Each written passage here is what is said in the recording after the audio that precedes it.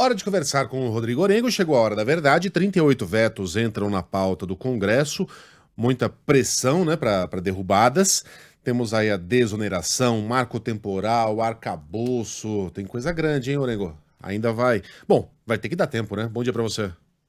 Muito bom dia, Megali, Sheila, bom dia a todos. E aí tem uma manifestação importante do presidente do Congresso, viu, Megali? O senador Rodrigo Pacheco, que disse que vai fazer quantas sessões forem necessárias para vencer esses desafios aí dos vetos, né? Quer colocar para votar e quer discutir esse assunto. Aí cabe aos parlamentares, né? O parlamento e justamente aí o plenário que reúne Câmara e Senado, deputados e senadores para análise de vetos. O plenário é sempre soberano. Agora, Megali, são 38 vetos e esse é um movimento que ele não é incomum, né? Já vimos diversas outras vezes, inclusive de votação em bloco de vetos, né? O governo trabalha até os últimos minutos para tentar empurrar isso com a barriga, deixar para a semana que vem.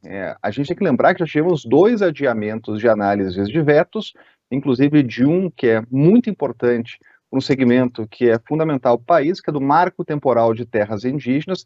Então ficou tudo para esta quinta-feira. E o presidente do Senado, Rodrigo Pacheco, garantiu que hoje teríamos essa sessão. Então, os senadores estão mobilizados aqui, os deputados também, para discutir esses assuntos, né? Marco temporal de terras indígenas, também ainda arcabouço fiscal e desoneração da folha de pagamento, né? Essa é uma política que existe desde 2011, que diz respeito aos 17 setores que mais empregam no país. A gente está falando de 9 milhões de trabalhadores, e ontem os setores estiveram reunidos aqui, representantes em Brasília, fizeram uma manifestação no Salão Verde, no sentido de cobrar uma definição, que isso não fique sendo empurrado, porque a gente está aí, na véspera da virada do ano, e o governo ainda está prometendo uma alternativa, que seria uma medida provisória de reoneração. Ontem, o ministro Fernando Haddad chegou a dizer que essa é uma possibilidade, vai estar trabalhando, né, e hoje de manhã vai se reunir novamente para fazer uma análise.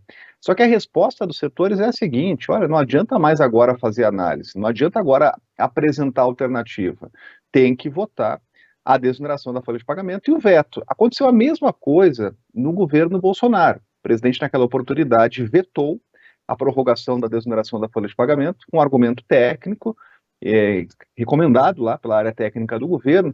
Só que o veto foi derrubado no Congresso Nacional, porque há um entendimento no parlamento que o governo coloca, que o que o executivo coloca, que é a impossibilidade de ter medidas que frustrem receita depois da reforma da Previdência.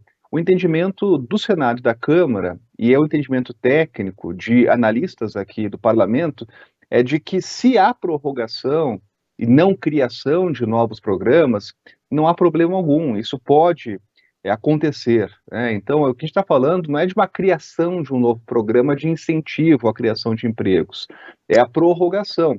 Há também pareceres e decisões de tribunais superiores, há uma decisão, inclusive, do ministro Ricardo Lewandowski, ministro aposentado, que garante esse caminho da prorrogação.